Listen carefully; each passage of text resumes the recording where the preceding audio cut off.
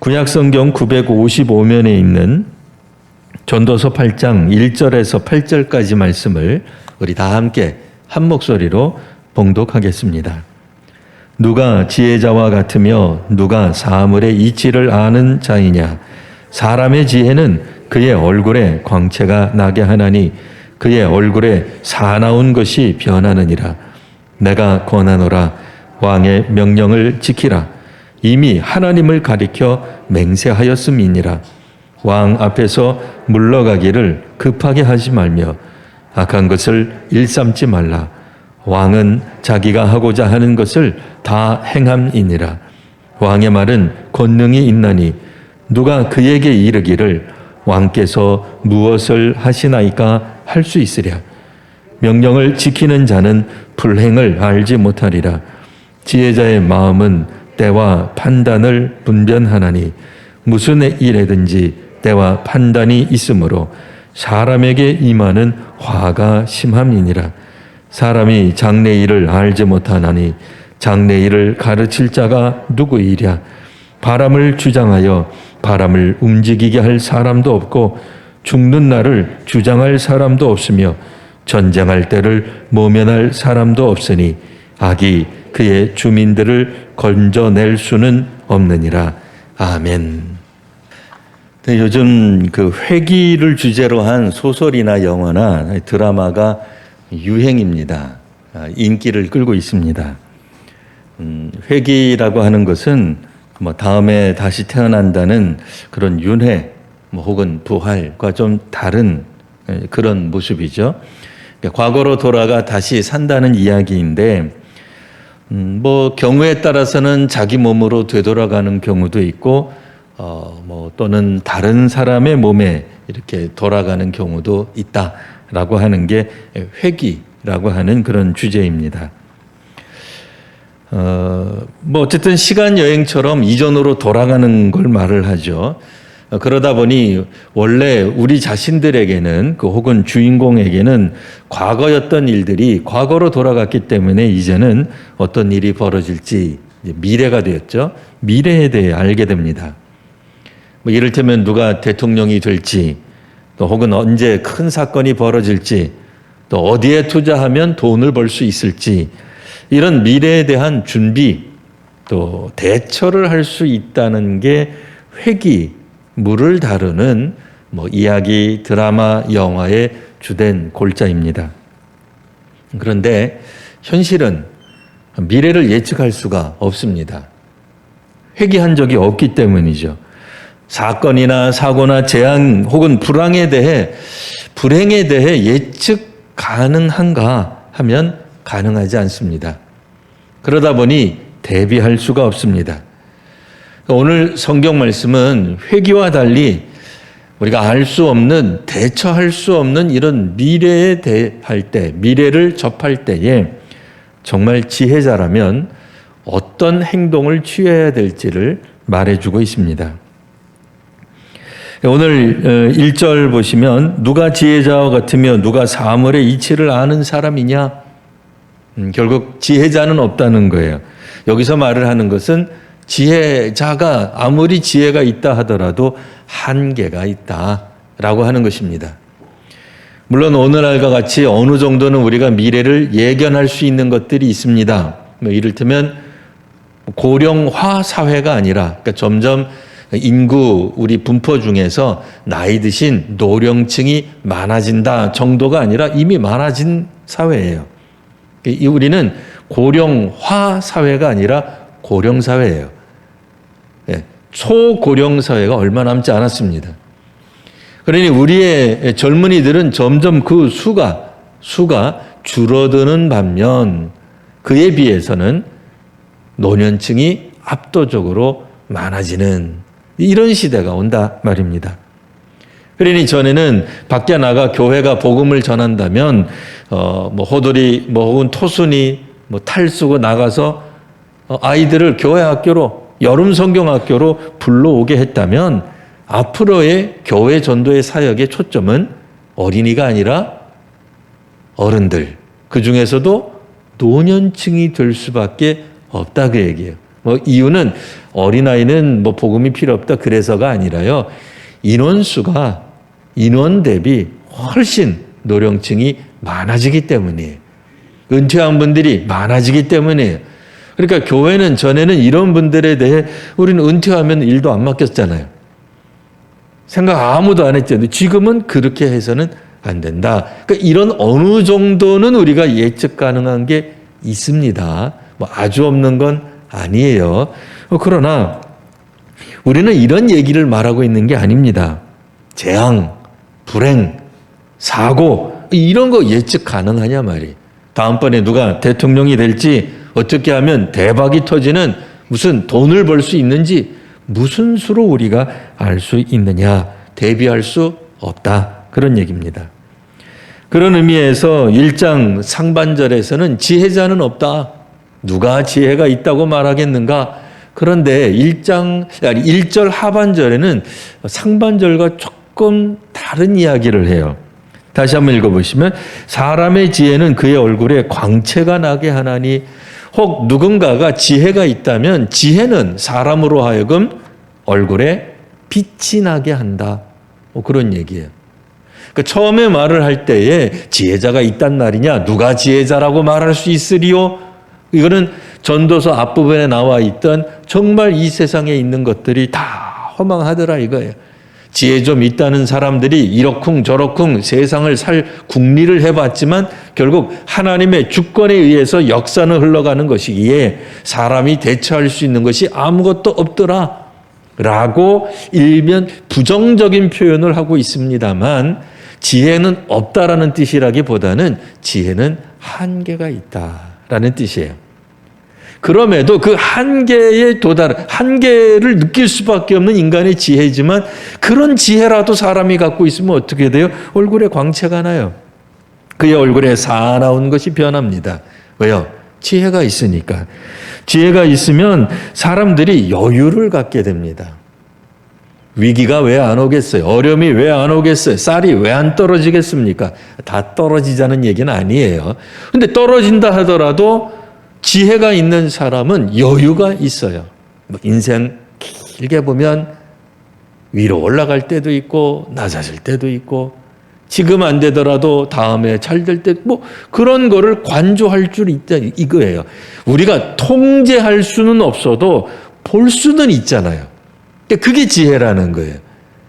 내가 통제하고 내가 막 움직이고 뭐 이를테면은 내가 누구를 대통령으로 만들고 못하면은 그냥 막 그게 뭐 안타깝고 뭐 그런 열정을 뭐라 그러는 게 아니에요. 그거 우리 못한다 이거예요. 그러나 인생을 돌이켜 보면은 폭군이 나오면 그 다음에는 성군도 나오고 성군이 나오면 또 나중에 평균하는 사람도 있고 뭐 그런 것들을 쭉 볼 줄 아는 지혜가 있으면 사람 얼굴에 빛이 날 수 있어요. 지금을 최악이라고 보지 않는단 말이에요. 지금 물론 당하고 있는 고난이 없다는 건 아닙니다만 고난이 있다 하더라도 세계 역사를, 세상을 관조해서 보니까 그래도 어느 정도 여유를 가질 수 있다. 그런 얘기입니다. 뭐 모든 사람들이 긴장하게 되어 있습니다. 그러나 덜 긴장한다 그런 얘기예요. 그리고 평안하다는 얘기인데 비교적 평안하다는 거예요. 아니 뭐 마약한 것처럼 평안하다 그런 얘기 아닙니다. 비교적 평안해서 얼굴에 사나운 것이 변할 수 있는 거예요. 왜 사나워요? 자기 통제가 안 되니까 사나운 거예요. 내 미래를, 내 인생을, 내 과거를, 내 삶을 혹은 타인의 삶을, 사회를, 국가를, 세계를 내가 원하는 대로 움직이고 싶은데 그게 안 되니까 사람 얼굴이 사나워지는 거예요. 그렇잖아요. 운명을 제 손에 쥐고 싶은데 역사를 일으키고 싶고 변화시키고 싶은데 내 마음대로 안 되니까 얼굴이 사나워지는 거예요. 구약에도 보면 그런 표현이 나오잖아요. 이제 창세기 4장에 보면 이제 아벨도 나오고 가인이 나오죠. 둘 다 제사를 하나님 앞에 드렸는데 이 가인의 제사를 하나님 안 받으신 거예요. 그때 가인이 얼굴이 어떻게 돼요? 얼굴이 변해요. 성경 보면 내 낯빛이 변함이 어찌미뇨 물어봐요. 하나님이. 사람 얼굴이 변하게 돼 있어요. 자기 원하는 대로 뜻을 이루지 못하면 사나워진단 말이에요. 근데 그렇게 될 필요가 없어요. 지혜가 있는 사람은 물론 이거는 뭐 세계를 뭐 꿰뚫어 보는 내 마음대로 통제하는 그런 지혜가 아닙니다. 그런 지혜가 아니라 어느 정도의 지혜요. 한계를 알고 있는 지혜를 갖고 있으면 비록 한계 속에서 살아가지만 그래도 얼굴에 광채가 날 수 있고 얼굴이 펴지고 사나운 것이 사라질 수 있다고 얘기해요. 그럼 이렇게 되려면 어떻게 하면 좋겠느냐? 2절 내가 권하노라 왕의 명령을 지켜라. 그러면 된다는 거예요. 뜬금없이 왕이 나왔습니다.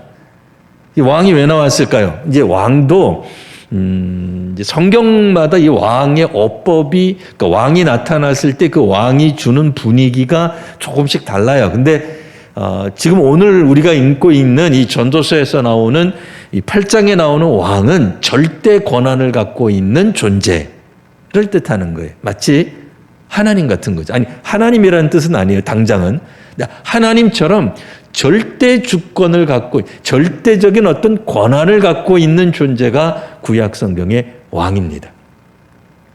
그러니까 오늘날 우리들이 뭐 대통령 이렇게 읽으실 수도 있는데 글쎄 뭐 독재하는 대통령이 아닌 이상은 뭐 오늘날 대통령까지는 아니고요. 그래도 뭐 민주주의 사회에서 최고의 권력을 가진 어떤 존재 뭐 그렇게 생각한다면 대통령을 떠오르셔도 좋아요. 어쨌든 그가 말을 하면 다 이루어지는 거예요. 법령을 그러니까 오늘날에는 법은 국회의원이 만드는 겁니다만 뭐 어쨌든 왕이 말을 하면 그 말대로 그냥 다 이루어지는 거예요. 자, 2절 보시면 왕의 명령을 지켜라. 너는 이미 왕을 가리켜 맹세하였기 때문이다. 백성으로서 그 나라 시민으로서 주민으로 살아갈 때 왕에게 절대 복종하기로 원래 하지 않았느냐. 그러니까 이거는 우리가 뭐 왕정시대에 태어났으니 어쩔 수 없다라기보다는 기본적으로 왕에게 우리가 충성을 맹세한다 그 얘기예요. 순종하기로 결단한다는 거예요. 적어도 그 왕을 우리가 우리의 임금으로 인정한다면 뭐 구약시대 때 옛날이니까 옛날 같으면 뭐 그게 뭐 세습이 됐던 뭐 아니면 뭐 군사 뭐 반란을 일으켜서 뭐 되든 아니면 다른 나라를 침략하든 뭐 우리가 볼 때는 뭐 굉장히 뼈아픈 역사이겠습니다만 뭐 그때 당시로는 그게 뭐 정당한 역사죠. 그러니까 뭐가 되었든지 간에 적법하게 왕이 되었다면 그 왕을 당연히 따르는 게 당연한 거죠. 국민으로서 백성으로서 뭐 이 시대도 마찬가지 아니겠어요? 네. 뭐 여하튼 그런 왕의 명령을 지켜야 되는 이유가 첫 번째 뭐냐? 왕을 가리켜 맹세했단 말이에요. 누가 억지로 시켜서가 아니라 그러니까 오늘 우리식으로 말하면 그거죠. 우리가 하나님 믿으려고 할 때 억지로 시켜서 하나님 믿은 사람 있습니까? 뭐 우리가 뭐 어떤 종교처럼 한 손에 칼을 들고 안 믿으면 죽여 그래가지고 예수 믿기로 결정했냐 말이야. 아니죠. 하나님의 은혜를 체험해서 우리가 하나님 섬기기로 다 작정하고 헌신하고 결단한 사람이잖아요. 하나님이 우리에게 은혜를 부어주시니까 주님 제가 세상을 위해 또한 하나님 나라를 위해 교회를 위해 봉사하겠습니다 하고 항존직으로 뭐 승인한 우리가 받아들인 거지 누가 옆에서 당신 한정직 안 하면은 교인도 아니야 뭐 그렇게 해서 부끄러워가지고 어쩔 수 없이 나이 먹어서 항존직 한 사람 없잖아요. 하나님이 기쁘시게 하나님께서 하시는 것을 아멘으로 받아들여서 마치 왕을 따르도록 맹세한 것처럼 믿었다 그 얘기예요. 자, 오늘 보면 어쨌든 왕이니까 왕으로 보세요. 자, 3절 왕 앞에서 물러가기를 급하게 하지 말아라. 그러니까 왕을 이걸 무시하는 거죠. 아니, 그러니까 지금은 뭐 그런 거 아닙니다만 지금이야 뭐 앞모습 보이면서 뒷걸음으로 종종종 가다가 뒤돌아서서 가지는 않죠. 지금이라도 우리가 대통령을 만나더라도 한번 악수하고 그 다음에 뭐 갈 길 가면 갈 길 가는 거지. 그런 건 아닌데 이 말은 무슨 뜻이에요? 네. 그냥 왕의 명령을 무시하는 거예요. 왕의 존엄을 무시하는 거예요. 네. 그 무시하는 것, 안 듣는 것, 그리고 악한 것을 일삼지 말아라. 왕이 세운 법령을 지켜라 그 얘기예요. 3절 하반절 왕은 기본적으로 자기가 하고자 하는 것을 다 행할 수 있는 사람이에요. 그러니 왕의 눈 밖에 나면, 왕정시대 때 얘기예요. 지금이 아니라. 왕의 눈 밖에 나면 그거 살아남기 쉽지 않죠. 그 무슨 수로 살겠어요. 자, 4절. 왕의 말은 권능이 있나니 누가 그에게 이르기를, 왕 도대체 이거 왜 하는 겁니까? 당신 무슨 권한으로 이런 식으로 명령을 내리고 이런 식으로 행동합니까? 라고 말할 수 있겠느냐.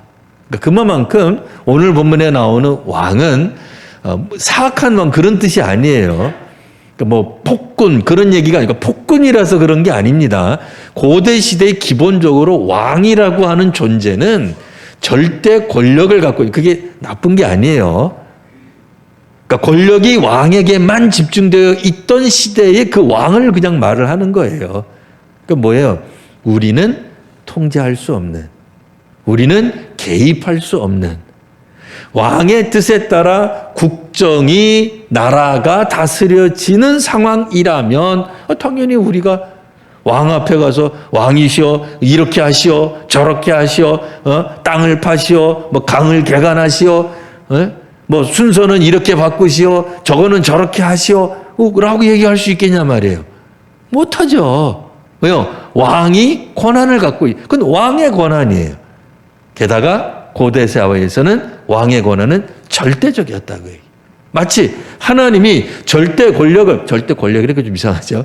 절대 주권을 가지시고 이 세상을 역사하시고 섭리하실 때 과연 인간이, 사람이, 뭐 우리 교단이 모여가지고 뭐 통성 기도하면 하나님의 뜻을 바꿀 수 있습니까? 안 되죠. 뭐 말도 안 되는 상황입니다만 우리 교단은 할렐루야 축구단을 지지해요. 그렇다는 얘기가 아닙니다. 예를 든 겁니다. 그래서 하나님 이번에 할렐루야 축구팀이 꼭 이기게 해 주십시오. 그랬더니 타교단이 하나님 이번에 꼭 임마누엘 축구팀이 이겨야 됩니다. 그럼 뭐 하나님 어떤 교단의 기도를 들어주실 거냐 말이에요. 뭐 한 명이라도 더 맞으면 그 교단 이야기를 들어주실 겁니까? 아니잖아요. 하나님이 정하신 것, 그것을 우리가 변경하거나 바꿀 수 없습니다.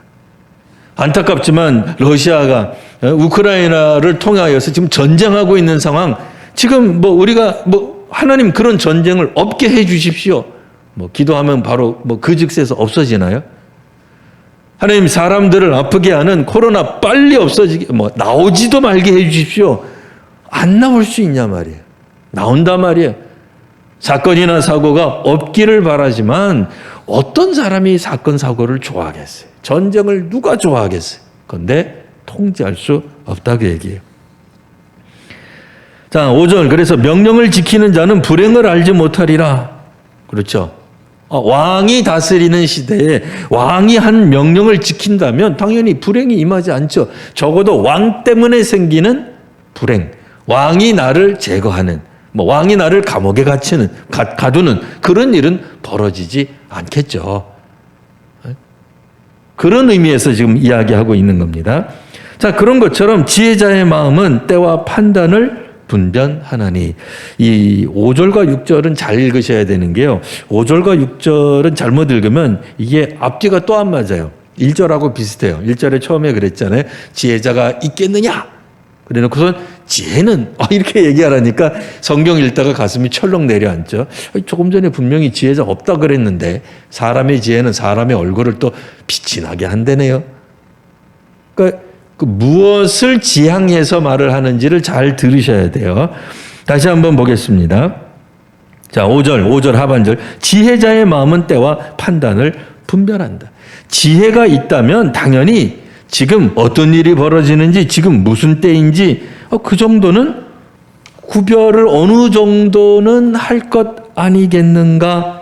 예, 맞습니다. 우리는 어느 정도는 분별할 수 있습니다. 그러니 왕의 명령을 따르는 것이 옳습니다.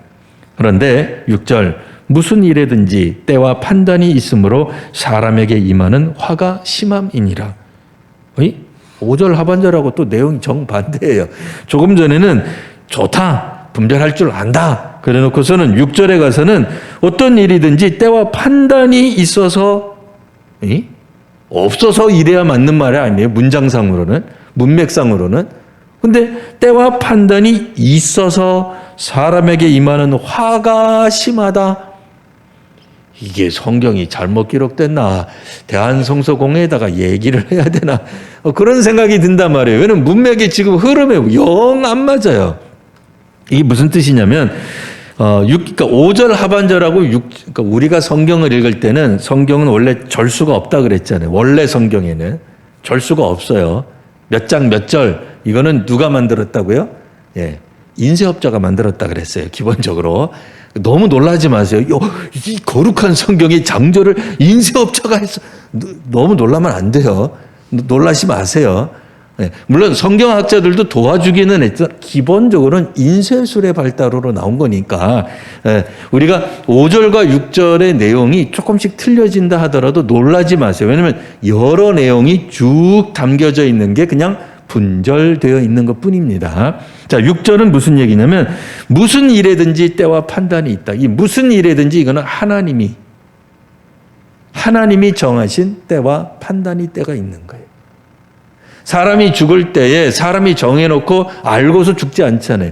뭐 위기나 사건이 터져날 때, 재앙이 임할 때에 그 사람이 모르잖아요.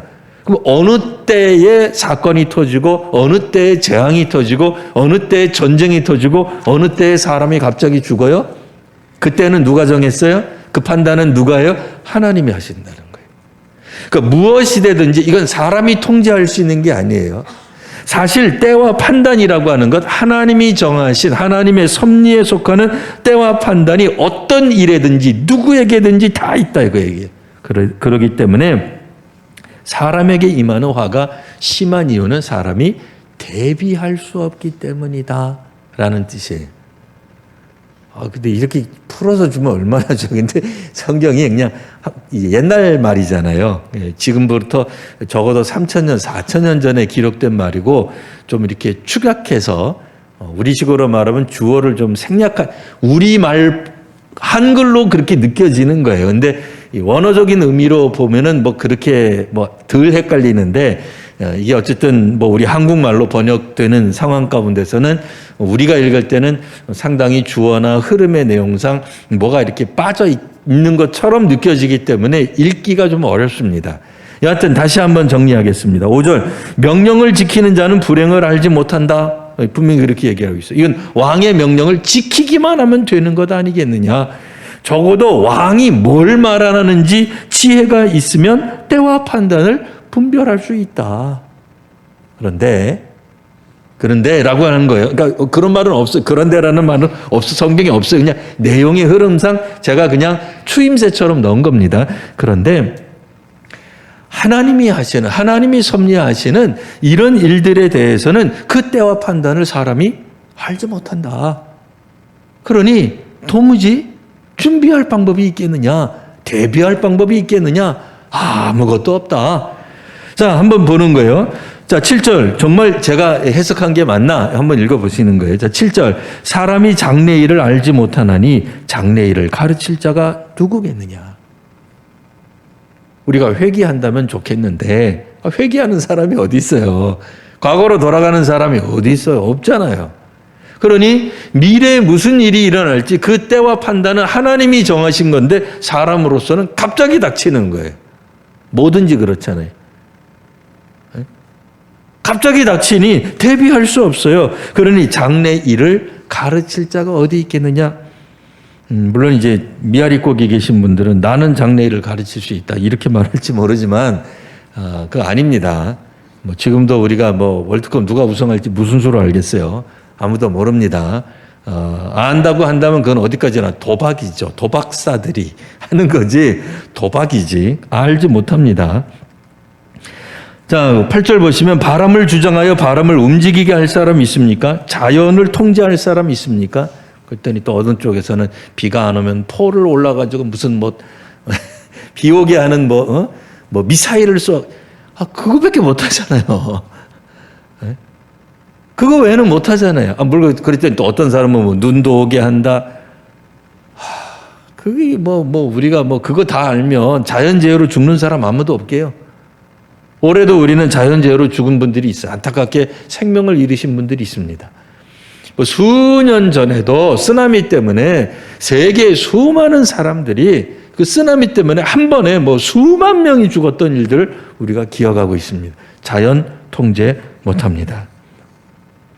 죽는 날을 주장할 사람도 없으며, 물론 뭐 목사님 나는 뭐 의사 선생님이 그러는데 뭐 2달 뭐 산답니다. 그러니까 2달 후에는 반드시 그런 얘기하는 게 아니잖아요. 예? 기본적으로 우리들은 오래 살 것처럼 생각합니다. 예? 그러면 최근에 일어난 젊은이들이 갑자기 죽은 건 어떻게 설명할? 아무도 못한다 이거예요. 뭐 죄송한 얘기지만 용한 제가 무당을 존중한 그분들을 해서 하는 얘기가 아니에요. 그분들 능력을 존중해서 하는 얘기가 아닙니다. 용한 무당도 아무도 몰랐잖아요. 그런 거. 사람이 언제 죽을지 어떻게 알아요? 아무도 몰라요. 통제할 수 없어요. 부적을 쓴다고 삽니까? 그렇지 않습니다. 죽는 날에 대해서 아무도 막지 못합니다. 생명을 주관할 수 있는 사람은 없습니다. 그리고 또 나오죠. 전쟁할 때를 모면할 사람도 없나니. 전쟁 피해야죠. 할 수 있으면. 전쟁 막아야죠. 못합니다. 누가 할 수 있습니까? 마지막 절, 악이 그의 주민들을 건져낼 수는 없느니라. 이 구절도 조금 복잡하게 쓰여져 있죠. 악이 그의 주민들을 건져낼 수 없다. 다른 성경에서는 이 성경을 어떻게 표현했냐면 자기 실수나 악에서 자신을 구할 수 없다. 이렇게 번역을 했습니다. 그러니까 우리가 아무리 노력을 해도 우리에게 있었던 어떤 악, 우리가 저지르는 악, 그런 얘기예요. 우리가 저지르는 실수를 막을 수 있더냐 말이에요. 하기는 해요. 언제? 후회할 때 해요. 후회할 때는 내가 그때 그러지 말걸. 내가 왜 그냥 내 성질에 못 이겨서 그냥 뭘 던지는 바람에, 휘두르는 바람에 자신에게 일어날 실수를 완벽하게 통제할 사람이 어디 있어요. 그때 내가 조금 더 공부했더라면 1등급이 되어가지고 서울에 있는 대학 들어가서, 다 깨달으면 다 그렇게 하게. 운동하는 사람 같으면 그때 내가 놀지 말고 더 열심히 했더라면 국가 대표가 됐을 텐데. 장사하는 분들은 그때 내가 쉬지 말고 일을 했더라면 내가 지금쯤 회사 사장이나 뭐가 됐을 텐데. 그거 내 실수잖아요. 후회잖아요. 안타깝잖아요. 후회가 없는 인생이 있습니까? 다 있잖아요. 누구도 자기 자신을 통제하기도 어려워요. 자, 이만큼 사람들은 자신에게 그러니까 그때 내가 미리 알고 대비했더라면, 그때 전쟁을 알고 전쟁 안 일어나게 했더라면, 그때 사고가 일어나지 않도록 내가 가서 온몸 바쳐 막았더라면 이라고 할 수 있는 것들이 있는가? 미래를 통제할 수 있는가? 통제할 수 있는 게 없더라. 그 얘기예요. 어떻게 살자는 거예요? 왕의 명령을 따르라. 여기서 이제 우리는 하나님을 떠올릴 수밖에 없습니다. 그 시대에 정치 통치자의 말을 그렇게 해석하면 이상하죠. 성경이 굳이 그런 얘기하려고 기록됐다고 읽는 사람은 아무도 없을 겁니다. 맞습니다. 이 본문도 그때 당시에 정치 지도자에게 무조건 순복하라 그런 얘기는 아니에요. 그런 얘기는 아닙니다. 왕이 내린 명령, 하나님께서 하신 명령을 지켜 행하라는 거예요. 물론 때로는 하나님이 하신 명령이 우리가 이해가 안 될 때도 있을 거예요. 하지만 하나님 앞에 가서 하나님 왜 이런 명령을 내리셨습니까? 왜 전쟁 나게 하시고 왜 젊은 꽃다운 청년들이 죽게 하시고 왜 우리나라가 계속해서 경제가 어렵게 만드셨습니까? 라고 항의할 사람은 어디 있겠냐 말이에요. 정확하게 말하면 뭐예요? 내 의지대로 내가 선하다고 생각한 그 틀린 건 아니에요. 그게 맞는 거예요. 그렇죠. 나라가 안정되는 게 뭐가 나빠요? 젊은 애들이 안 죽는 게 그게 뭐가 틀린 거예요? 사람들이 코로나로 안 죽는 게 그게 좋은 거 아니에요? 그러니까 우리는 우리 스스로에 대해서 그렇게 얘기할 거예요. 하나님 지금 제가 간구하는 게 그렇게 얼토당토 않고 그렇게 하나님을 기분 나쁘게 하고 하는 겁니까? 내가 세계의 평화를 위해서 기도하는데 하나님 뭐 하고 있는 겁니까? 내 기도 안 들어주고 하면 어떻게 돼요? 얼굴이 성질이 나게 돼 있어요. 네? 하나님 이 역사를 독재자를 쓸어버리고 말이에요. 그래야 되는 거 아니에요? 왜 하나님 내 기도를 안 들어주시면 그 기도가 맞죠? 틀린 거 아니잖아요. 이 땅에 독재자가 있어야 되겠습니까? 안 되죠. 근데 사실의 핵심은 어디가 있어요? 내가 세상을 통제하고 싶은 거예요. 다시 한번 말씀드리지만 조금 전에 제가 예를 들었던 게 사악한 음모, 사악한 욕심이라는 뜻 전혀 아닙니다. 그런 뜻이 아니에요. 아무리 대의를 원하고 공의를 원하는 것이라 할지라도 기본적인 마음은 뭐예요? 내가 옳다고 하는 것을 내가 통제하고 싶습니다. 하나님 힘 좀 빌려주세요. 라고 하는 거죠. 근데 그렇게 되더냐 이거예요. 그게 지혜가 아니에요. 안타깝지만 그렇지 않아요. 하나님 오늘은 비 오게 해 주십시오. 동해안 쪽에 지금 가뭄이 들어가지고 불나게 생겼습니다. 비 좀 내리게 해주세요. 아니면 눈이라도 좋습니다라고 기도할 수는 있지만 안 들어주신다고 하나님 왜 이런 식으로 역사하십니까? 따질 사람 있습니까? 아닙니다. 전도서에서 말하는 지혜는 하나님의 절대 주권을 강조하는 지혜입니다.